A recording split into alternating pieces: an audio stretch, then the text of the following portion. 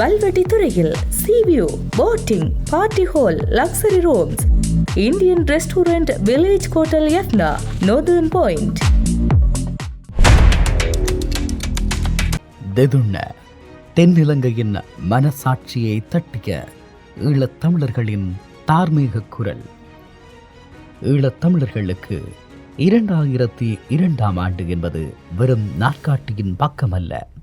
அது முள்வேலிகளுக்கு பின்னால் இருந்தும் பீரங்கி புகைகளுக்கு நடுவில் இருந்தும் சற்று நிமிர்ந்து மூச்சுவிட்ட வசந்த காலம்.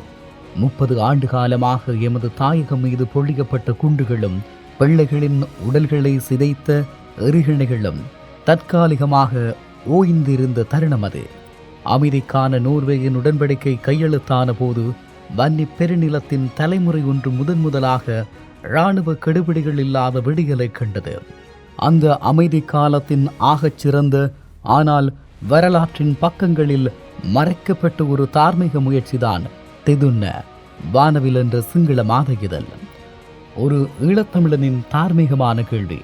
எங்கள் மொழியை அழித்து, எங்கள் நிலங்களை ஆக்கிரமித்து, எங்களை பயங்கரவாதிகள் என்று உலகிற்கு சித்தரித்து ஒரு பேரினவாத சூழலுக்கு நாங்கள் எங்களின் சொந்த குரலை அவர்களின் மொழியிலேயே கொண்டு சேர்க்க துணிந்தது ஏன்? இதற்கான பதில் மிகவும் ஆழமானது. ஈழத்தமிழர்களாகிய நாம் என்றுமே சிங்கள மக்களுக்கு எதிரானவர்கள் அல்ல. எமது போராட்டம் சிங்கள ஆதிக்க அரசுக்கும் அதன் இனவாத கொள்கைகளுக்கும் எதிரானது மட்டுமே என்பதை தென்னிலங்கை மக்களுக்கு நேரடியாக சொல்ல வேண்டிய தார்மீக கடமை ஒவ்வொருவருக்கும் இருந்தது. கொழும்பு ஊடகங்கள் ஈழத்தமிழர்களையும் அவர்களுக்காக போராடியவர்களையும் கொடூரர்களாக காட்டிய பிம்பத்தை உடைத்து தமிழ் மக்களின் நியாயமான வலியை எங்களின் பக்கத்து வீட்டு சிங்கள சகோதரருக்கு அவரது தாய்மொழியில் சிங்களத்தில் புரிய வைக்க எத்தனித்த ஒரு உன்னதமான பாலம்தான் இந்த தெதுண்ண.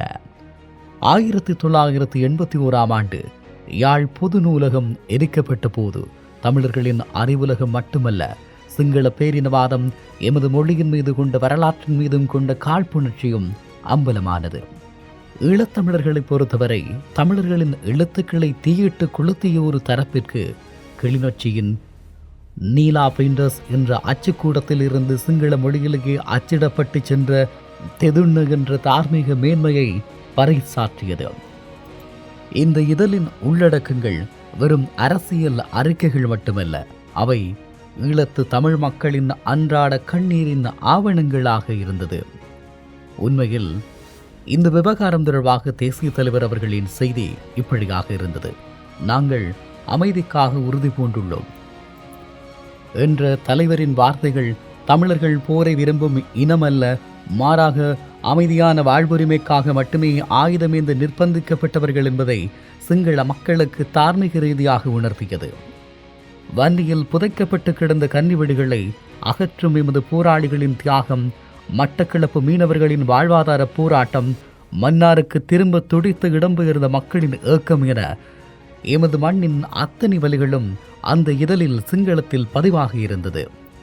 சொல்லப்படாத செய்திகள் என்ற பகுதியில் காரநகர், தொண்டைமானாறு, வடமராட்சி, தோப்புக்காடு, மாதகள் போன்ற எமது பூர்வீக கிராமங்களை பற்றி எழுதப்பட்டிருந்தது.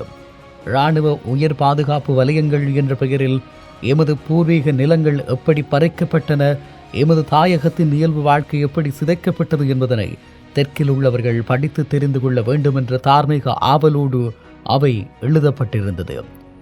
தெதுண்ண இதழின் பின்பக்கத்தில் வெளியான தாயக கருத்து ஒன்றிணைத்து வாழ்வதற்கான அடித்தளம் என்ற ஆசிரியர் தலையங்கம் ஈழத்தமிழினத்தின் ஆகச்சிறந்த அரசியல் முதிர்ச்சியின் வெளிப்பாடு.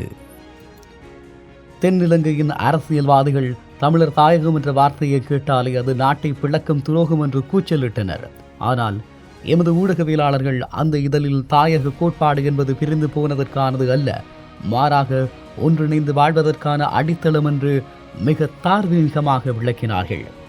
உண்மையில் தெதுண்ண ஆசிரியர் தலையங்கம் முன்வைத்த தார்மீகமான நியாயங்கள் இவ்வாறு இருந்தது. 1. வரலாற்று தொன்மை. தமிழர்கள் வடக்கு மற்றும் கிழக்கில் பல நூற்றாண்டுகளாக தங்களின் பிறப்பிடம், மொழி, பண்பாட்டோடு வாழ்ந்து வரும் பூர்வீக குடிகள் என்ற யதார்த்தத்தை ஏற்பது. 2. பலாலி மற்றும் நில இழப்புகள். எமது மக்களின் சொந்த நிலங்கள் இராணுவ கட்டுப்பாட்டில் இருப்பதை விவரித்து நிலமீட்பு என்பது மனித உரிமை சார்ந்த பிரச்சினை என்பதை விளக்குவது. 3வது சமத்துவ அரசியல் தீர்வு. தமிழர்களுக்கும் சிங்களர்களுக்கும் இடையிலான நீண்டகால நட்பை நினைவு கூர்ந்து சமத்துவம் மற்றும் பல்வகமையை நிலையான அமைதிக்கு வழிவகுக்கும் என அழைப்பது இப்படியாக இருந்தது. உண்மையில் எத்தனையோ இழப்புகளை சந்தித்த பின்னரும் சிங்கள மக்களே வாருங்கள், எங்களின் பூர்வீக உரிமைகளை அங்கீகரியுங்கள், நாங்கள் சமத்துவமாக கௌரவமாக ஒன்றிணைந்து வாழ்வோம் என்று நீட்டிய நட்பு கரம்தான் அந்த ஆசிரியர் தலையங்கம்.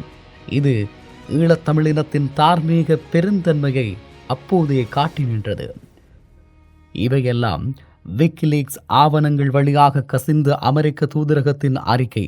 இந்த இதழின் விநியோகம் மிகவும் குறைவாக இருந்தாலும் சாதாரண சிங்கள மக்களுக்கு இது கிடைக்கவில்லை என்று கூறுகிறது. ஒரு ஈழத்தமிழனாக இந்த இடத்தில்தான் ஈழத்தமிழர்களுடைய நெஞ்சம் கனத்து நிற்கிறது.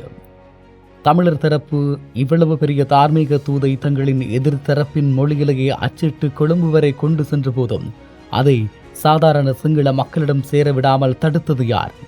தென்னிலங்கையின் பேரினவாத அரசியல் கட்டமைப்பும் அதன் ஊடக தணிக்கைகளும் தான்.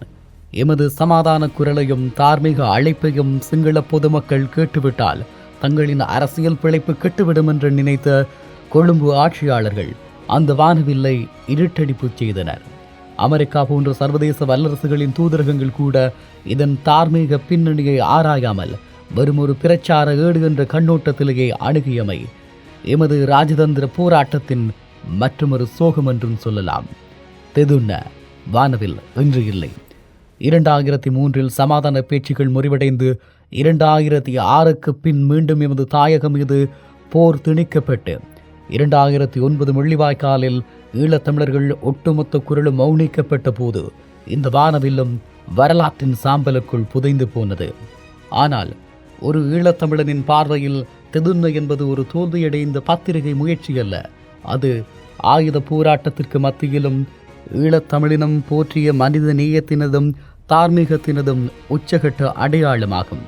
தமிழர்கள் என்றுமே வன்முறையை விரும்பியவர்கள் அல்ல. இறுதி வரை தென்னிலங்கையின் மனசாட்சியை தட்டி அமைதியான முறையில் தங்களின் உரிமைகளை வெல்ல முயன்றார்கள் என்பதற்கு அமெரிக்க தூதரகத்தின் இரகசிய கோப்புகளில் இன்றும் வாழும் தெதுன்ன எதிலே அழியாத சாட்சியமாகும். நெருப்புக்கு நடுவிலும் எமது பேனாக்கள் சமாதானத்தை எழுதின என்ற உண்மையை வரும் தலைமுறைகளுக்கு உரைக்கச் சொல்லும் ஒரு வரலாற்று பதிவுதான் வானவில்லாகும்.